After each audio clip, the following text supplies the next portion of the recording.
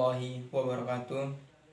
Yang terhormat Rektor Universitas Negeri Padang, yang terhormat hadirin yang berbahagia yang telah berkesempatan hadir pada acara pidato internasional tingkat mahasiswa pada hari yang berbahagia ini.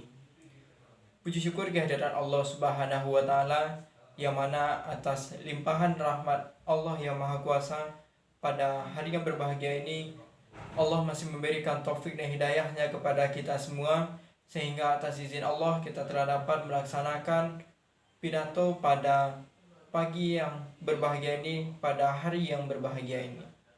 Selawat beserta salam kepada Nabi Muhammad Sallallahu Alaihi Wasallam. Bapak ibu-ibu yang kami hormati, masa pandemi merupakan salah satu bentuk bencana yang dialami oleh Indonesia pada 2 tahun kebelakang ini. Virus corona yang mewabah di Indonesia yang bermulai ketika awal tahun 2020 tentunya memberikan begitu banyak dampak terhadap kehidupan di dunia ini.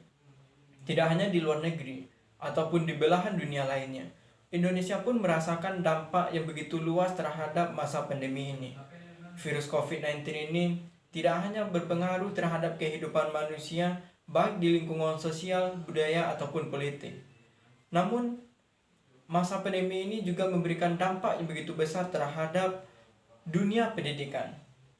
Tidak hanya dunia pendidikan di tingkat sekolah dasar, sekolah menengah pertama, sekolah menengah atas, bahkan ke tingkat perkuliahan pun juga merasakan dampak yang begitu besar terhadap perubahan dari COVID-19 ini. Bapak ibu-ibu yang berbahagia, pada masa pandemi ini begitu banyak tantangan yang harus dilewati oleh dosen maupun mahasiswa itu sendiri. Salah satu bentuk tantangan yang harus dihadapi oleh dosen dan mahasiswa di dalam kehidupan perkuliahan yaitunya antara dosen dan mahasiswa harus mampu untuk tetap meningkatkan kualitas pendidikan namun dengan cara yang berbeda. Salah satu bentuk kegiatan yang dilakukan di dunia pendidikan yaitu proses belajar mengajar. Yang awalnya sebelum datangnya wabah pandemi ini, kita melakukan perkuliahan itu secara tatap muka. Guru mengajar di depan kelas dan siswanya duduk di belakang mendengarkan ataupun berinteraksi dengan guru secara langsung.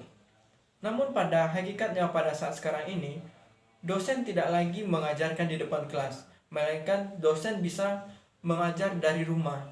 Dan begitu juga dengan mahasiswanya yang bisa mengakses materi-materi yang telah diberikan oleh dosen di rumah melalui akses internet.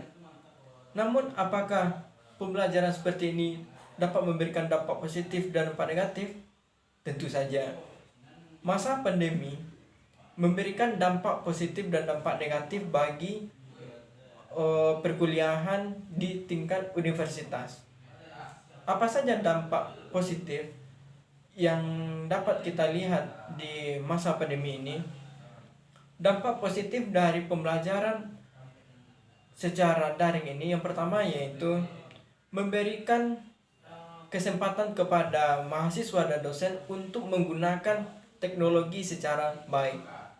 Karena pada saat peradaban sekarang ini kita sudah berada di era teknologi yang mana kita dituntut untuk bisa memanfaatkan dan menggunakan teknologi secara baik. Dan pada saat pandemi sekarang ini kita dituntut untuk bisa mengakses internet ataupun menggunakan media internet dan media online itu untuk kegiatan-kegiatan pembelajaran, agar pada saat pembelajaran tersebut apa yang sudah menjadi tujuan kita tercapai dengan baik. Yang kedua yaitu dampak positif dari pembelajaran daring yaitu waktu belajar kita fleksibel.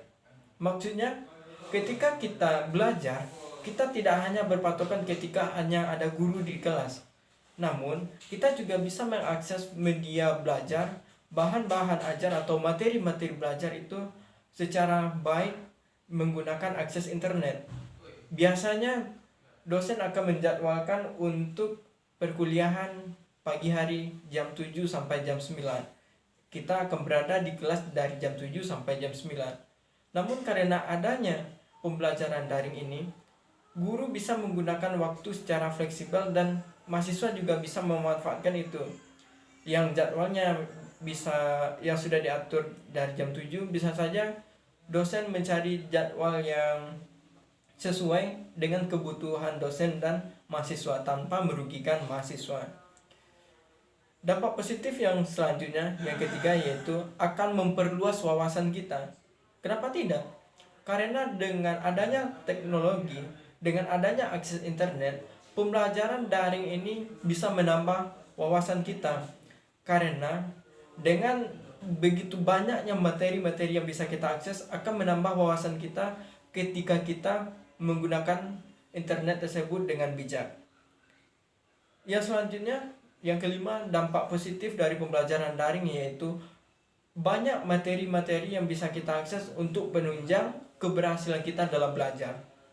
Karena kita mengetahui di dalam mengakses internet itu begitu banyak materi-materi yang bisa kita gunakan sebagai referensi dalam menambah wawasan kita. Bapak-bapak, ibu-ibu hadirin berbahagia.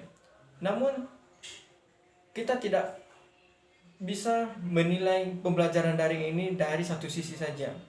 Di sisi negatifnya, pembelajaran daring ini juga menjadi tantangan sekaligus menjadi hambatan bagi dosen maupun bagi mahasiswa sendiri. Apa dampak negatif yang ditimbulkan dari pembelajaran daring ini? Yang pertama yaitu mahasiswa akan kesulitan dalam memahami materi. Karena biasanya mahasiswa melakukan interaksi dengan guru, dengan dosen di kelas. Ketika guru ataupun dosen menyampaikan materi secara daring, ketika mahasiswanya tidak paham dan bertanya, itu akan kesulitan dalam memahami materi. Namun, ada juga sebagian mahasiswa yang mudah memahami materi, namun ada juga mahasiswa yang kesulitan dalam memahami materi ketika pembelajaran daring ini. Yang kedua yaitu dampak negatif dari pembelajaran daring, yaitu keterbatasan dalam mengakses internet ataupun mengakses media pembelajaran secara daring. Salah satu faktornya yaitu ketika mahasiswa berada di kampung ataupun berada di daerah yang sulit dijangkau oleh akses internet, ini akan menyulitkan mahasiswa yang seharusnya ia bisa belajar. Sekarang ini ia malah kebingungan untuk bagaimana mengakses dari internet yang digunakan sebagai media pembelajaran ini. Yang ketiga yaitu dampak negatif dari pembelajaran daring, yaitu kurangnya interaksi antara dosen dengan mahasiswa. Hal ini tentunya akan mengakibatkan sosial antara dosen dengan mahasiswa itu akan berkurang. Karena biasanya dosen mengajar di kelas, mahasiswa menerima pembelajaran juga di kelas. Namun ketika pembelajaran daring itu bisa saja ketika mahasiswanya sedang berada di jalan, dosen mengajar di rumah, atau dosen mengajar di rumah, mahasiswanya berada di tempat yang sangat jauh dari dosen. Karena hal ini akan menimbulkan interaksi yang berkurang antara mahasiswa dengan dosennya sendiri. Dampak negatif yang ketiga yaitu kurangnya minat belajar dari mahasiswa tersebut. Kenapa? Karena tantangan ketika menghadapi dunia internet ini begitu besar bagi mahasiswa. Bisa saja ketika ia sedang mencari materi, pikirannya kurang fokus, sehingga ia bisa saja berpindah ke main game ataupun menggunakan medsos yang lain, sehingga fokus belajarnya hilang gara-gara menikmati akses internet yang seharusnya digunakan untuk belajar, sekarang tidak bisa digunakan karena fokusnya terganggu atau bercabang dengan kegiatan-kegiatan internet lainnya. Salah satu dampak yang begitu besar yang dihadapi oleh mahasiswa sendiri yaitu ketika dosen memberikan materi, apalagi tidak dijelaskan secara rinci oleh dosen, ini akan berdampak terhadap mahasiswa karena kebanyakan dosen memberikan materi dan mahasiswa dituntut untuk mandiri. Hal ini akan berpengaruh terhadap potensi belajar dari mahasiswa tersebut. Walaupun hakikatnya benar, mahasiswa ini dituntut untuk mandiri, tetapi tak jarang juga kita menemui dosen hanya sekedar memberikan materi, kemudian bikin tugas, dah selesai. Hal inilah yang menjadi yang salah satu bentuk tantangan yang harus dilalui oleh mahasiswa. Karena ketika dosen memberikan materi, memberikan tugas, mahasiswa hanya beranggapan ini materi diberikan oleh dosen, tugasnya diselesaikan, dan nanti akan mendapatkan nilai. Namun di balik itu ada hal yang harus diketahui oleh mahasiswa, karena mahasiswa harus lebih giat lagi dan mahasiswa harus lebih mandiri dalam menghadapi tantangan di pembelajaran daring sekarang ini. Bapak Ibu yang berbahagia. Jadi, pembelajaran daring ini ibaratkan pisau bermata dua. Dia bisa memberikan dampak positif dan juga memberikan dampak negatif terhadap kehidupan mahasiswa ataupun dosen di tingkat perkuliahan. Hal ini tentu kembali kepada diri kita dalam menyikapi pembelajaran daring ini. Hendaknya dengan adanya tantangan-tantangan yang begitu besar juga menguatkan niat kita untuk mencapai tujuan pendidikan ini. Apa tujuan kita masuk perguruan tinggi? Apa tujuan kita dalam menuntut ilmu ini? Jangan jadikan tantangan-tantangan yang menghambat pada saat sekarang ini menjadi faktor kemunduran kita dalam meraih kesuksesan. Namun jadikanlah kekurangan-kekurangan ataupun hambatan-hambatan dalam pembelajaran daring ini sebagai motivasi bagi kita untuk lebih giat lagi dalam meraih kesuksesan, dalam meraih pembelajaran yang lebih baik. Terima kasih. Mohon maaf atas segala kekurangan dan kekhilafan. Billahi taufiq wal hidayah. Wassalamualaikum warahmatullahi wabarakatuh.